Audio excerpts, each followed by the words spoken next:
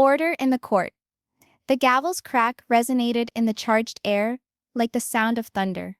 The hum of whispers in the courtroom dropped into silence, but the atmosphere of suspicion and betrayal hung over everything like the dark cloud about to break. Every chair in the courtroom was occupied.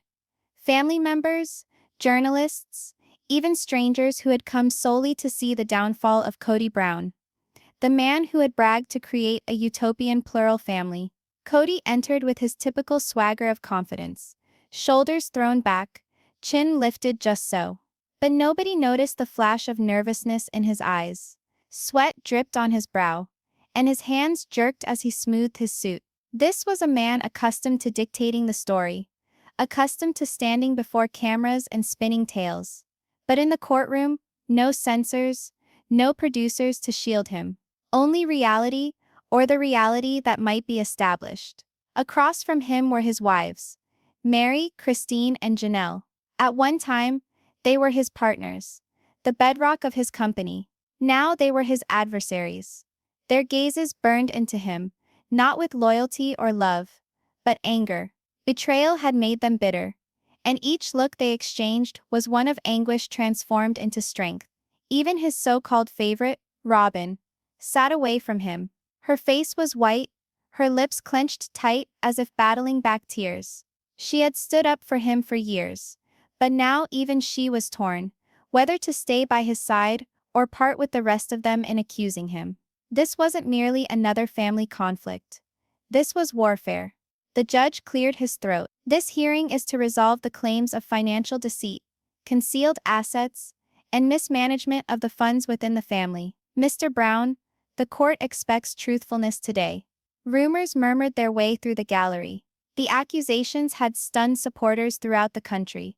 For years, Kody had been cast as a struggling multi-dad, striving to keep his wives and kids on his meager income. But behind the public persona, whispers circulated of hidden bank accounts, dark business, and deceptions deeper than anyone had ever suspected. Kody's jaw clenched as the words hung in the air. His empire was already in shambles. Christine had departed. Janelle had walked away. Meri had escaped as well. Only Robyn was left, and even her allegiance appeared broken. But now, before a judge, with cameras rolling and journalists taking notes, all that he had concealed was at risk of being revealed. He looked at Meri. She didn't blink. Her eyes were icy steel, fixed on him like a predator examining its quarry. He didn't like that expression. Once she had been committed, ready to give everything for him. Today she appeared as though she wanted him annihilated. Christine was beside her, arms crossed, her own face a blend of sorrow and anger. Janelle leaned forward, her face inscrutable, but her quiet was more oppressive than words. And then there was Robyn. She gazed at her hands, folded on her lap, and didn't have the courage to look up. He felt a knot in his gut. Was she leaving him as well? The anxiety was intolerable. Each second droned on like an hour. Papers rustled before the judge, ready to start. But before he could, Kody shoved back his chair and stood. His action caught all by surprise. The screech of the chair legs on the smooth floor sounded like a scream in the quiet. His voice pierced the quiet, booming, raw, a cry.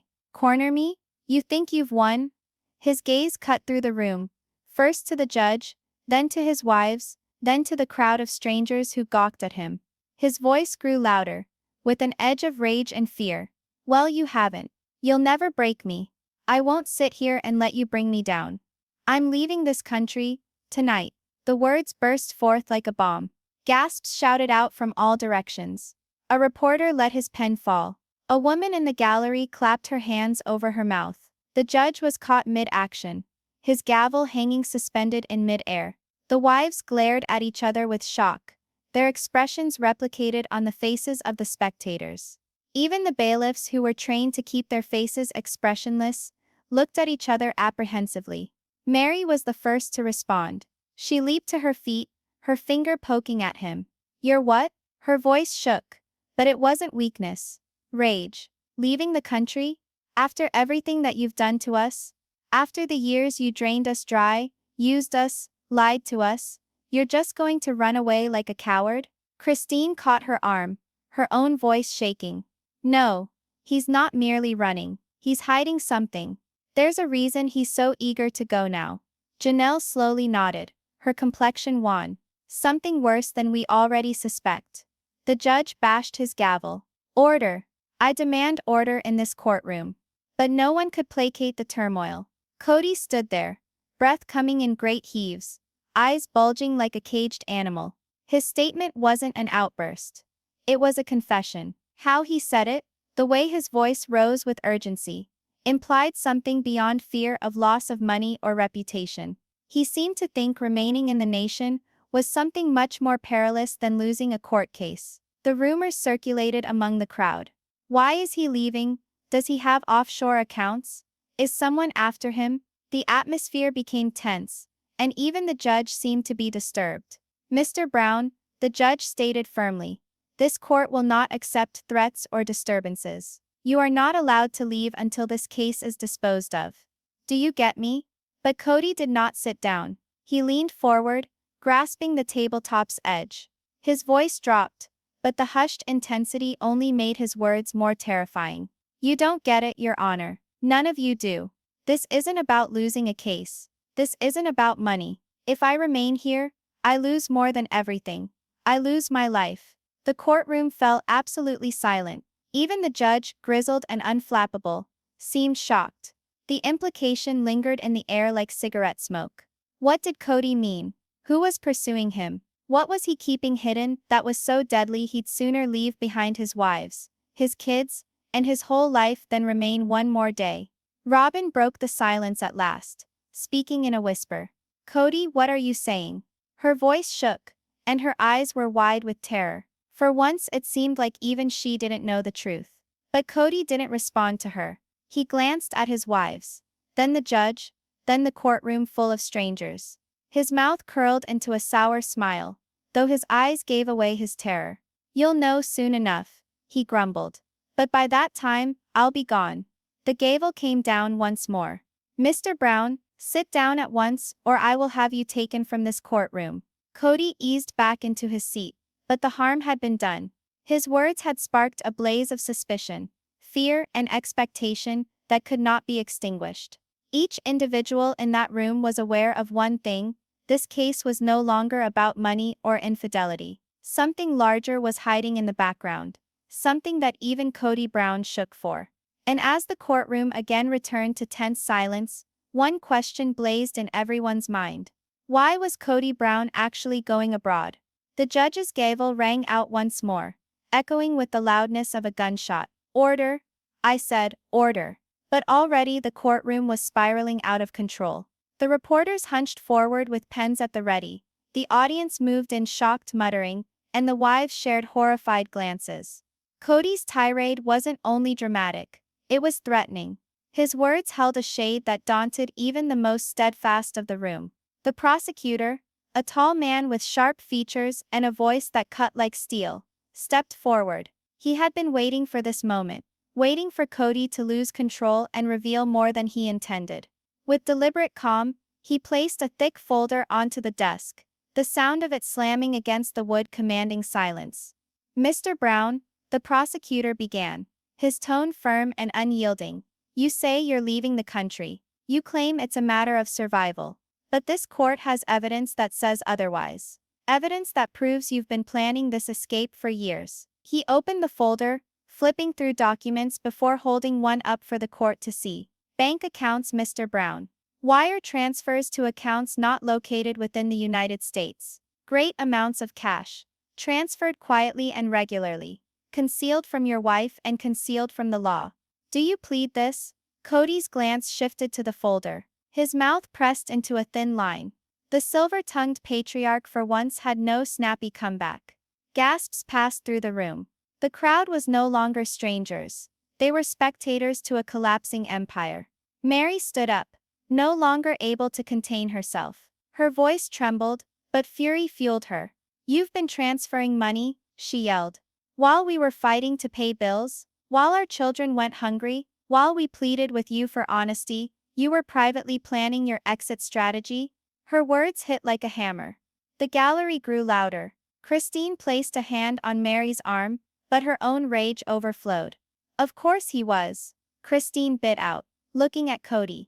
This has nothing to do with survival, Kody, this is about selfishness. You never desired family. You desired power. And when the power began to fall away, you ensured you had a parachute. Janelle shifted forward, her voice calm but tinged with venom. I should have known it earlier. The lies, the money gone missing, the deceptions about taxes and bills. You didn't mismanage money. You were stealing it. Kody snapped at last. He pounded his hand on the desk so hard that the sound echoed in the courtroom. Shut up. His voice broke beneath the pressure of panic. You think you know everything, but you don't. You think those papers tell the story, but you have no idea what's really going on. The judge's eyes narrowed. Then tell us, Mr. Brown, what is going on? Kody's chest rose and fell. For an instant he seemed about to let it all out. His eyes wavered from the judge to the prosecutor, then to his wives. But rather than tell them, he shook his head and unleashed a harsh laugh. You wouldn't believe me even if I told you. None of you would. The prosecutor pounced on the opportunity, slamming the folder shut. This court isn't here to believe, Mr. Brown, it's here to examine evidence. And the evidence shows that you've been siphoning money into offshore accounts while your family and your children suffered. The words hung heavy in the air. Robyn, who had remained silent through most of the chaos, finally spoke. Her voice cracked, fragile but filled with disbelief. Kody, is it true? Her eyes welled up with tears as she looked for some sign of denial on his face. Tell me you didn't do this. Tell me they're lying. But Kody couldn't look her in the eye. He turned away, jaw clenched. The silence that descended was more deafening than any scream. Robyn put her hand over her mouth, her frame convulsing. She had stood up for him for years, battled the others, and thought she was his equal. But now, with his silence, reality could no longer be denied. The prosecutor went on, his tone merciless. You talk about survival, Mr. Brown, but survival doesn't look like betrayal. It doesn't look like leaving your wives and children to pick up the pieces while you run off with stolen wealth. The truth is simple. You're not running from danger. You're running from justice. The courtroom erupted in murmurs again. The words running from justice, bouncing from mouth to mouth like wildfire. The judge struck the gavel again. Quiet. But Meri wasn't silent. She stood firm, her hands shaking, but her voice strong enough to pierce the din. Kody, after all of it, after all the devotion we gave you, this is how you return our loyalty. By taking what we had built. By escaping while you watched us hurt. You revile me. Christine's voice escalated too, her hurt pouring out like venom. You said we were family. You said God wanted us to be together. But what does God command a man to betray his wives and children? What does God command a man to leave his home and escape over borders like a fugitive? Janelle joined in, firm and icy. You're not doing this to protect us, Kody. You're doing this to save yourself. So stop acting like this is heroic. The three women stood as one, unified against him. Even Robyn, his last remaining defender, turned her face away, saying nothing more than silence. Kody's face contorted, caught between anger and fear. His voice broke when he did speak. You don't get it, he yelled. This has nothing to do with you. It's about me. If I remain here, I'm done. Do you hear me? Done. The judge scooted forward, his voice low but biting. Mr. Brown, what do you mean by finished? Are you saying your life is at risk? Kody locked up.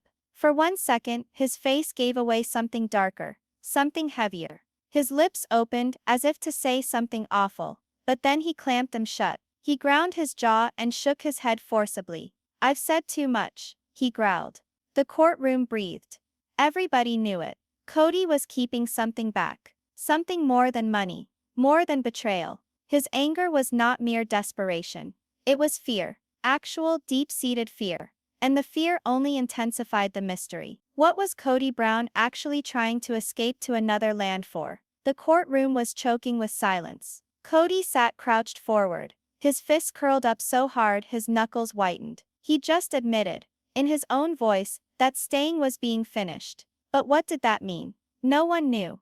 No one understood. All eyes were on him, anticipating more. But instead of speaking, Kody reclined in his seat, lips firmly shut, his eyes scanning the room like a man caged. The judge cleared his throat, disrupting the suffocating silence. "This court will proceed with evidence," he said with determination, though his voice conveyed the tension filling the room. And that was when Kody Brown rose. Her hands trembled a little, but her eyes burned with determination. For years she had been ignored, dismissed and treated as less than. But today was different. Today she was in charge. She clutched a sealed envelope in her hand. It was ordinary looking, plain white, edges slightly frayed.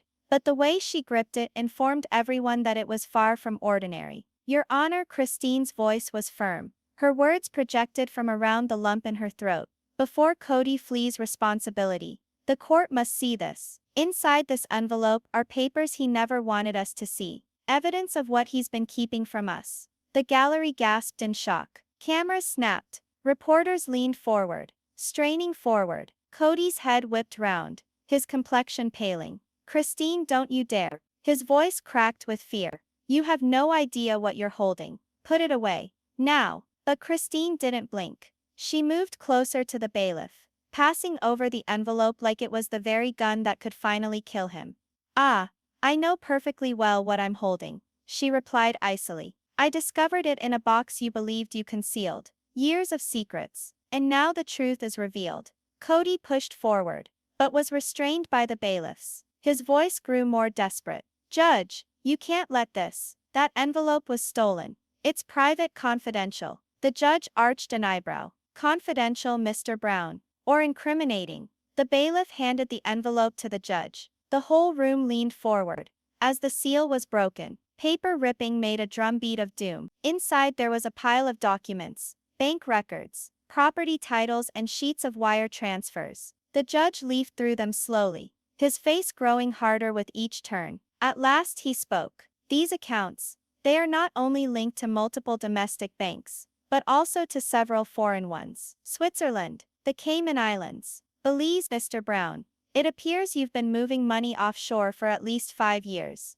The courtroom exploded in gasps. The reporters scribbled furiously. Kody's eyes glistened with tears of both relief and anger. Janelle covered her mouth. 5 years? That means, while we were drowning in debt, while we begged for help, he was already planning to leave. Meri shook her head in amazement. "I knew you lied, Kody. But this is betrayal. On a level I can't even begin to describe." Kody's facade cracked. His voice exploded in anger. "Lies, twists. You think those papers are evidence of anything? You think you've got me? You haven't even scratched the surface of what's really happening." Kody's fury erupted. "Oh no, Kody, we've scratched the surface. And below it is rot. You said we were broke. You said we had nothing. But meanwhile you were siphoning money out, scheming to leave us behind." Her voice cracked, but she didn't desist. "I gave you my life, my loyalty, the futures of my children. And this is how you repay me.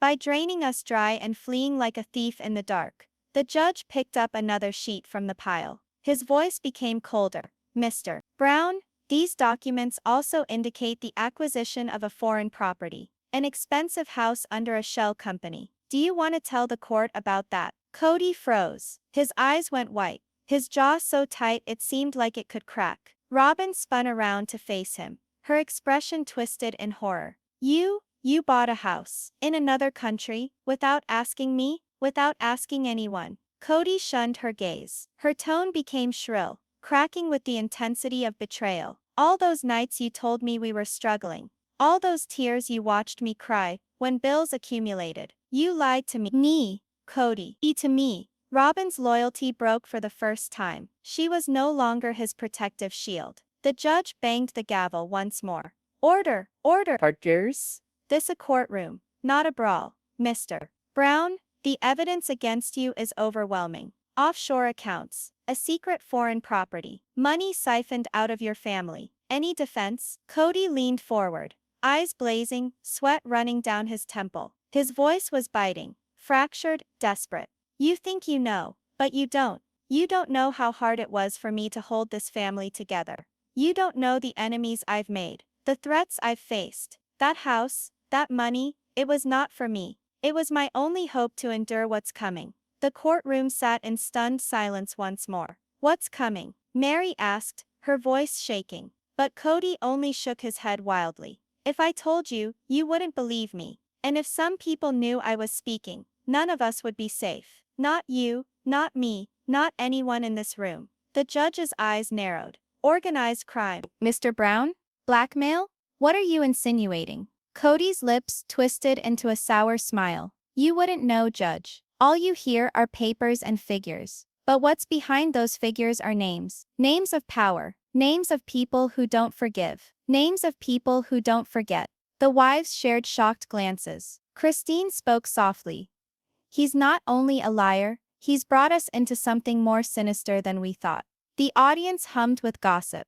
The reporters murmured frantically. The atmosphere was suffocating. And then Janelle got up, her words slicing above the din. Enough games, Kody. You claim to be looking out for us.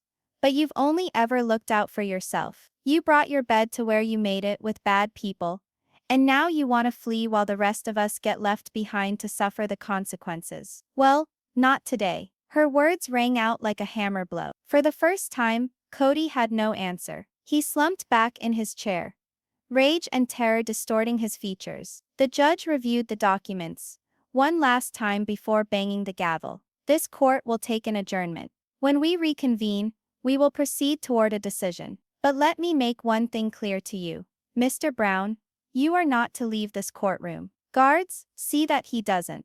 The bailiffs edged closer to the side of Kody. Christine collapsed into the chair, her frame shuddering under the burden of what she had released. Meri tightened her grip on her hand, whispering softly, "You did the right thing." But as the courtroom drained for recess, one question hung in every head. If Kody wasn't merely keeping cash hidden, what was he hiding from? The judge's gavel came down hard, yanking the courtroom back into tense quiet. "This hearing is not finished," he stated, voice firm but strained. "We will proceed towards a ruling after recess. In the meantime, Mr. Brown is still in the custody of this court." The words should have ended the bedlam, but instead they stoked it. Everyone in the room knew it. The tempest had just commenced. Meri, no longer able to restrain herself, stood up. Her hands trembled, but her voice had strength that came from betrayal. She stabbed at Kody with her finger, trembling with anger. "Tell us what's going on, Kody.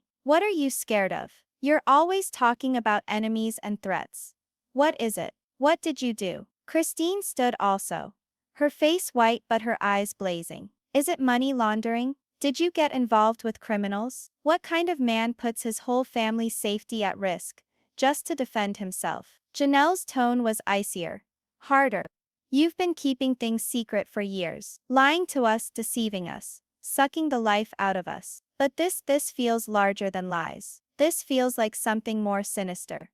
So what is it? What did you get yourself into?" The courtroom burst into whispers once more, the crowd abuzz with gossip. Journalists wrote hastily, their pens flying to get down every sentence. The judge held up his hand for quiet, but let the moment pass. He too was curious to hear Kody's response. Kody sat tense, his chest rising and falling, perspiration running down his temples. His eyes rolled wildly, as if a man besieged by wolves. At last he rose, his palms thudding on the desk. The report cracked through the room. "Is this all about money?" he snarled, his voice trembling. "Do you think it's about property or bank accounts? No, this is bigger, much bigger. I kept quiet to protect all of you. But if you want the truth so badly, fine. I'll tell you." The room was quiet, all ears waiting for what he would say next. Kody's voice had dropped to a whisper, almost, but the passion charged his words to thunder.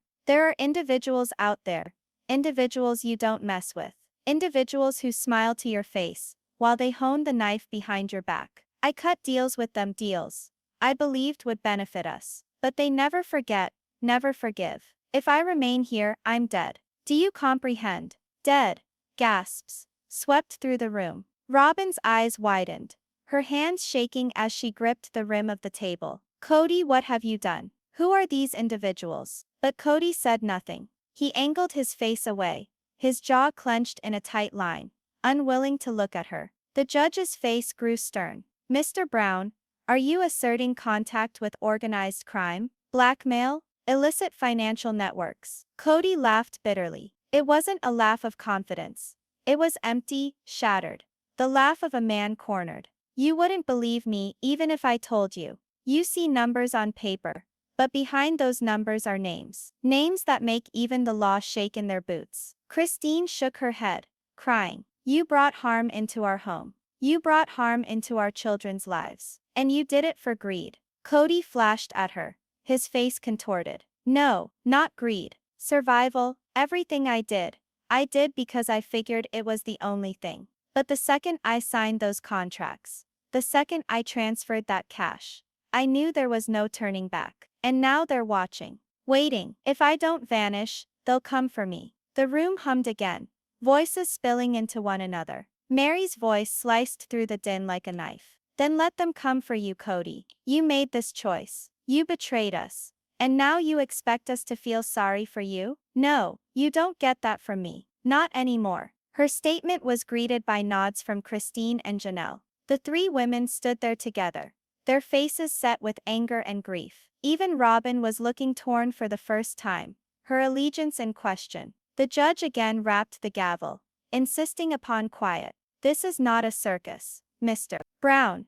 Unless you give us solid evidence, this court will consider your words mere justifications for your actions. But Kody leaned forward, eyes wild, voice cracking under desperation. You don't understand. None of you understand. By the time you render your verdict, it will be too late. They don't wait for judges. They don't wait for They don't care about you or your court. Robyn finally lost it, her voice shaking.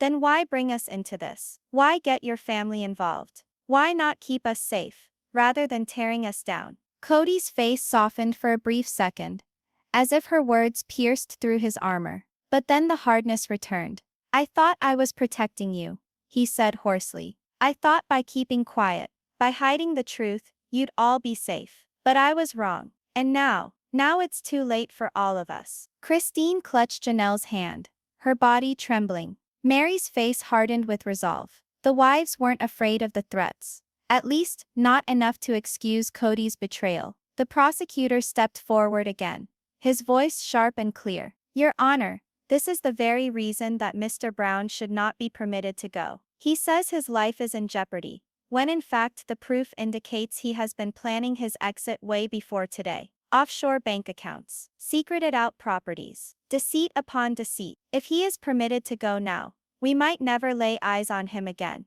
and justice will never be achieved. The judge nodded gravely. Mr. Brown, you are ordered here to stay under close supervision until this case is disposed of. Guards, make sure he doesn't try to escape. Two bailiffs stepped forward to Kody, one at either side of him like silent ghosts. Kody sat back in his chair, his chest heaving, his face contorted with rage and fear. But then, gradually, a smile spread over his lips. It wasn't a happy smile. It was a cold smile, one which made shivers run down backs. You can try to keep me in, he whispered, his voice low but distinct. You can have guards stand at my side, barricade every door, and bang every gavel. But it won't work. By the time you're prepared to render your verdict, I'll have already left. The courtroom went cold. The judge's gaze pinched. Mr. Brown, are you threatening to escape? Kody's grin grew. Not a threat, a promise. The gavel came down with a resounding crash, the bang sounding like thunder. This court is in recess, the judge shouted. But as the courtroom fell into pandemonium once again, one fact hung in each mind. If Kody indeed had an escape plan, then nobody in that room was safe from what was about to follow. The crack of the gavel still resonated in the courtroom when silence consumed the room. The judge had called for recess, but no one stirred. No one even flinched. All eyes were fixated on Kody Brown, his cold smile still etched on his face, his threat of escape hanging like smoke on the air. Meri gripped the table edge, her knuckles white. Christine's chest heaved and fell wildly, as if she couldn't breathe. Janelle gazed directly at Kody, her jaw muscles locked in place, refusing to blink, and Robyn. Even Robyn, his supposed favorite, leaned away from him, pale, her lips shaking. Kody didn't look at them. He sat back in his chair, as if he were in control. as if this courtroom was his throne and everyone inside it, his pawns. The bailiffs moved closer, flanking him. One placed a heavy hand on his shoulder. "You're not going anywhere, Mr. Brown," the guard muttered firmly. Kody turned his head slowly, eyes glinting. "Think so?" he whispered, loudly enough for those around him to hear. The words created a shiver of discomfort in the air. The judge stood up, picking up his papers with a serious face. "Court will reconvene in 30 minutes. In the meantime, Mr. Brown is under strict surveillance. Bailiffs, take him to the holding chamber. Keep an eye on him at all times." The instructions were specific. But as the guards started to take him away, Kody did not struggle. He walked calmly, almost smugly, as if he was the one ordering them around. That creepy grin never dissipated. Whispers in the shadows. As the doors closed, the courtroom erupted like a hornet's nest. Journalists clustered together, frantically whispering. "Did you hear that? He said he'd already be gone." Another wrote down notes so quickly, her pen almost ripped the paper. "Organized crime offshore accounts. This is bigger than we thought." But the loudest complaints weren't the reporters. They were his wives. Meri turned to Christine and Janelle, her tone biting. "He's up to something. I know that look. He's not kidding around." Christine's eyes brimmed with tears, but her tone remained firm. "He's dangerous, Meri. Dangerous than we ever knew. If he gets away, he'll take it all with him. The money, the real estate, the truth. And we'll be left with nothing but his mess." Janelle folded her arms, her tone icy. "Then we can't let him leave. Not now. He's gotten away from us for years. But this time we stop it." For one moment, the three women, formerly separated by jealousy, betrayal, and heartbreak, stood as one in their determination. Robyn sat alone though. Her eyes were glassy, her hands shaking. At last she whispered, almost to herself, "What if he's telling the truth? What if there really are people after him?" Meri spun around, eyes flashing. "Then let them take him, we won't save him this time." The holding chamber down the corridor. The air was colder and more dense. Kody waited on a metal bench in the holding room, his hands lying loosely on his knees. The bailiffs stood guard at each end of the small room, their eyes fixed intently on him. But Kody was not frightened. He hummed softly, tapping his fingers on the bench in time. "Odd thing about cages," he grumbled. "Most folk view them as prisons. But me, I regard them as illusions. Every cage holds a key, and I already know where mine is." One of the guards scowled. "Be quiet, Brown." Kody grinned. "You'll just see." His gaze darted down toward the corner of the room, where a little vent creaked softly with the vibration of air. His grin expanded. Back in the courtroom, the wives sat silent, whispering frantically amongst themselves. The judge had withdrawn to his chambers, leaving the tension crackling. Christine's voice cut through the silence. "We have to speak with the prosecutor. We have to ensure that they increase security. If he escapes, we stand to lose everything." The prosecutor, listening in, walked towards them. His face was somber. "Ladies, I too understand your worries. But don't worry, the court has safeguards. Kody Brown will not slip through." Meri leaned forward, her tone thick with venomous resentment. "You don't know him. He's cunning. He always manages to wriggle out. Don't take him lightly." The prosecutor nodded resolutely. "We won't." But his eyes gave away a momentary hesitation. The countdown. The minutes ticked away. Every second weighed more than the last. 30 minutes before the court resumed. 30 minutes before the judge handed down a verdict that would take away everything from Kody. The wives nervously glanced at each other. The reporters refined their queries. The onlookers hushed rumors of mafia affiliations and dark threats. But they had no idea what was transpiring in the holding room. Kody's gambit. Kody reclined, his eyes shut as if in contemplation. Then gradually, he hummed more loudly, a discordant, tuneless hum that resounded softly through the chamber. The guards moved restively. "What are you doing?" one of them thundered. Kody opened one eye and grinned. Listening, waiting. There was a faint clinking somewhere within the room. The two guards went rigid. What was that? Kody just grinned further. The vent creaked more loudly now. And then with a click, he shaped it opening. The guards lunged, but too late. From the shadows of the vent, a small envelope slipped through, landing at Kody's feet. He picked it up with casual ease, sliding it into his jacket before the guards could react. "What's that?" "Hand it over," one barked. But Kody only leaned back, his smile turning deadly. "Don't worry, you'll find out soon enough." Back to court. The doors swung open. The judge came back, robes billowing, face unyielding. "Court is in session again. Bring Mr. Brown forward." The bailiffs led Kody back into the courtroom. He moved calmly, almost defiantly, as if nothing occurred. His wives eyed him with wide, suspicious stares. Meri saw the slight lump in his jacket pocket. As he sat down, her heart missed a beat. Something was amiss. The judge brought up his gavel. "Each and every one of you has heard the evidence. It's time to make a decision." But before he could continue, Kody stood up quickly, producing the little envelope from his pocket. "Wait," he bellowed, his voice ringing out. "Don't pass sentence until you see something. Something that will turn everything around." Gasp filled the court. The judge stopped short. "What is this, Mr. Brown?" Kody held up the envelope, his eyes burning. "Truth," he growled. "Truth none of you are prepared for." The cliffhanger. The room erupted in pandemonium. Photographers clicking away, the wives screaming, the prosecutor ordering bailiffs to take the envelope. But Kody held fast, his smile spreading. "You want to know why I'm leaving this country? You want to know the real reason?" he yelled above the din.